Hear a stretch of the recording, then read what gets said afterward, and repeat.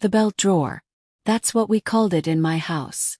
Not the kitchen drawer, not the junk drawer, the belt drawer. Because that's where punishment lived, coiled like a snake, waiting for the next time I forgot my place. I was 9 the first time they chose violence over an apology. I was 17 the last time. And that final beating. It wasn't just leather against skin. It was the sound of my old life ending. They wanted to break me into the perfect servant. Instead, they created something far more dangerous. A girl who learned that silence could be the deadliest weapon of all. This is the story of how I didn't just escape my toxic family. I haunted them with my absence until their perfect world crumbled into dust. Picture this. You're living in a house where your worth is measured in folded shirts and scrubbed floors. Where your brother gets his own bathroom but you clean both. Where good morning is replaced with a to-do list taped to your bedroom door every single day before school. Evan, my golden brother, never touched a dish, never made his bed, never even wiped his own shoes. He had rights. I had responsibilities. When he broke something, I got blamed for not preventing it. When he succeeded at anything, I got blamed for not helping him enough. The logic was simple. Boys were kings, girls were servants. Be useful, they said. More than my name, more than I love you, more than good job. Those 2 words defined my entire existence. Be useful or be invisible. Be productive or be punished. I memorized grocery lists at age 10, knew exactly how many teaspoons of bleach went into every load of laundry, could cook dinner for 4 people while doing homework and ironing tomorrow's clothes. My parents even bragged at church. Our daughter is so mature, she practically runs the house. Yeah, I did. I ran everything. I was their unpaid, unappreciated, unloved live-in maid. And for 8 years I thought this was normal. Thought this was love. Sunday morning, April 15th. I remember the date because it was the day I stopped being their daughter and started being their enemy. I'd just finished ironing Evan's party clothes. For a party I wasn't even invited to, of course. My arms were aching, sweat was dripping down my back, and I came downstairs desperate for something cold to drink. There was Evan, sitting at our kitchen table like a king on his throne, drinking the last glass of orange juice. The pitcher was empty. The carton in the fridge was empty. He'd taken it all. Did you save any for me? Yes. Simple question. Human question. Basic courtesy between siblings, right? He looked up from his phone and laughed. Actually laughed. You're lucky I don't make you peel the oranges too. Then he drained the glass slowly, maintaining eye contact like a predator savoring his prey. Something inside me snapped. Not loudly. Not dramatically. Just quietly broke like a guitar string under too much pressure. Peel them yourself, I whispered. The silence that followed was deafening. Evan's face went from smug to shocked to furious in seconds. My mother, who'd been pretending to read her magazine at the counter, slowly turned around with eyes like ice. "What did you just say?" she asked, her voice so slow and deliberate it felt like a threat. "I said I'm done," I replied, my heart hammering but my voice steady. "I'm not doing his chores anymore. I'm not his maid." That's when my father stormed in like a switch had flipped somewhere upstairs.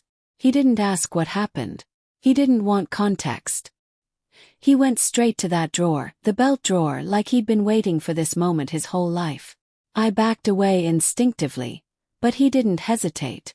"You've forgotten your place," he said, looping that thick leather belt around his hand like it was a dance he'd missed performing. My mother didn't stop him. She just stood there, arms crossed, waiting for the show. Evan actually smiled like this was primetime entertainment. But here's the thing. As that belt came toward me, I realized I hadn't forgotten my place at all. I'd finally remembered my worth. And it was so much more than they'd ever given me credit for. The leather hit my ribs with a crack that echoed through the kitchen. I didn't cry. Not because it didn't hurt, God, it hurt like fire spreading through my chest. But because the pain finally felt clean. Final. This was the last time anyone would touch me like I was nothing but a problem to be solved with violence. My mother watched with satisfaction. Evan recorded it on his phone until Dad yelled at him to put it away. And me.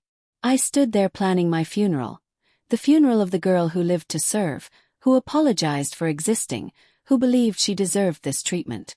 That girl died that Sunday morning. What walked out of that house was someone completely different. I left that night with a rolled-up sleeping bag, $3 in crumpled bills, and a cracked rib that made breathing feel like drowning. No dramatic note. No tearful goodbyes. No last words. I just disappeared. Leia's basement became my sanctuary. She was a friend from school whose parents weren't perfect, but they looked at me with something I'd never seen in my own home. Genuine human concern. Not disappointment. Not judgment. Not calculation about what I could do for them. Just pure, simple concern for my well-being. While my body healed over those first few weeks, I waited. For a phone call. For a text.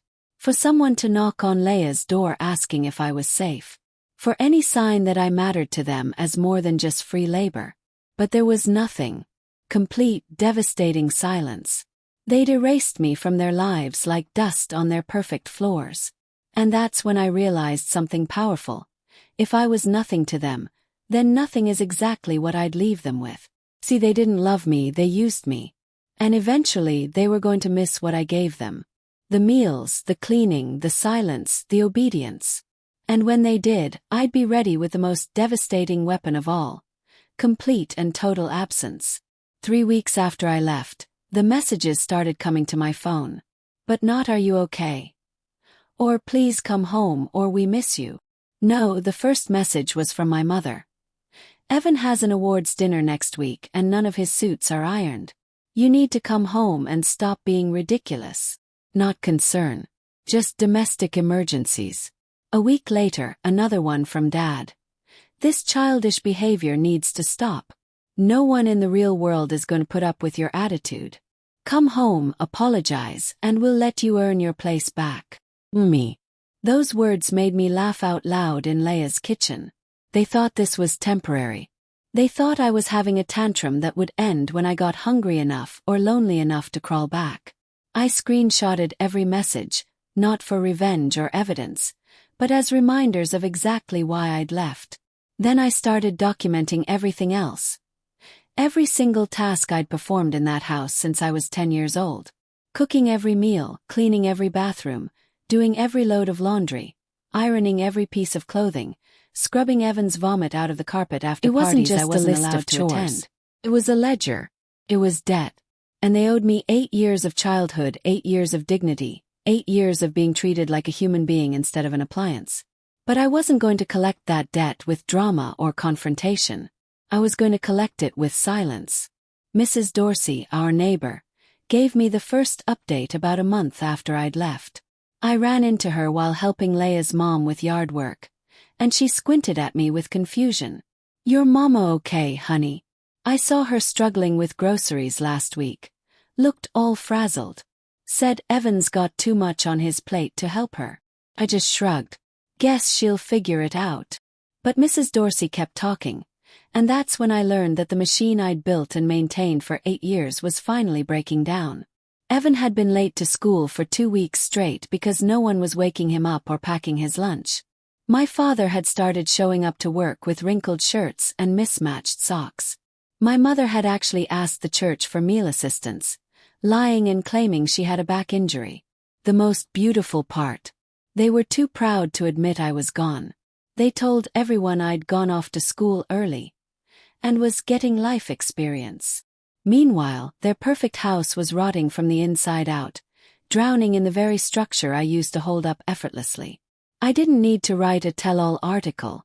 I didn't need to post on social media. I didn't need to create a scandal. I just needed to do nothing. Because I was the thing that kept their world spinning smoothly. And now the machine was jamming, screeching, breaking down piece by piece. And the silence of my absence was louder than any belt they'd ever cracked. 6 months after I left, my grandmother passed away. Not the cruel one who once slapped me for eating before the boys.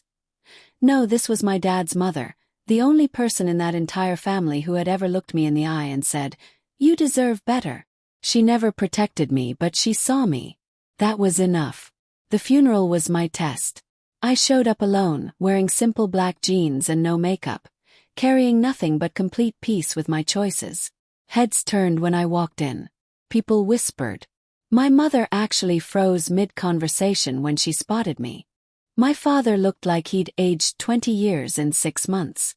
The belt didn't hang from his waist anymore, but the weight of every person he'd hit with it still followed him in every slow, exhausted step. They stared at me like I was a ghost, which in a way I was. I was haunting them with my presence the same way I'd been haunting them with my absence. After the service, my cousin Abigail approached me in the parking lot. "They're falling apart," she said without any preamble. "Mom says they're afraid of you now." I looked at her calmly. "They should be." She exhaled shakily. "They say you've become heartless, cold, ruthless." I smiled for the first time in months. They trained me well. Then Abigail delivered the news that made everything worth it. They're selling the house. Not because they need money, because they can't handle living in it anymore. They say it feels haunted. I had haunted that house with my silence, with my absence, with every inch of myself they'd used like a tool and thrown away when it broke. I graduated from nursing school wearing white scrubs with my name tag clipped proudly to my chest. Leia sat in the front row cheering when they called my name. My family wasn't there because I hadn't invited them. They weren't dead, but in my life they were buried deep. And I kept the shovel. Years have passed now. I get occasional updates from mutual connections. Evan bounces from job to job, got evicted from his apartment after trashing it, still can't figure out how to do his own laundry. My father stopped driving after he passed out from exhaustion at the grocery store. My mother joined online support groups where she posts things like, "The burden of ungrateful children," and "When kids turn against you." They live inside a narrative where I'm the villain, the cruel daughter who abandoned her loving family. Let them. Because the truth is heavier than they could ever hold. I was the one who cooked every meal, folded every shirt, ironed every uniform, smiled through every slap, and washed away every insult for 8 years. And when I walked away, they didn't just lose a daughter. They lost the entire structure that kept their house breathing. Now when I wash dishes, they're mine. When I wake up early, it's for my patients who need me, not for screaming family members who take me for granted. When I fold laundry, it's 2 small loads a week, not 10 massive ones. And every Friday night I take myself out for dinner. Just me. No one to serve, no one watching to make sure I'm being useful, no one measuring my worth by my productivity. Just a girl who left hell and never looked back. They wanted revenge that burns hot and fades quickly. I chose revenge that echoes. And every quiet, peaceful day I live free from their toxicity. That echo gets louder and louder in their empty, crumbling house. Subscribe if you believe that sometimes the most powerful response to cruelty is simply refusing to carry it forward. And tell me in the comments, have you ever had to cut toxic family members out of your life? I'd love to hear your stories.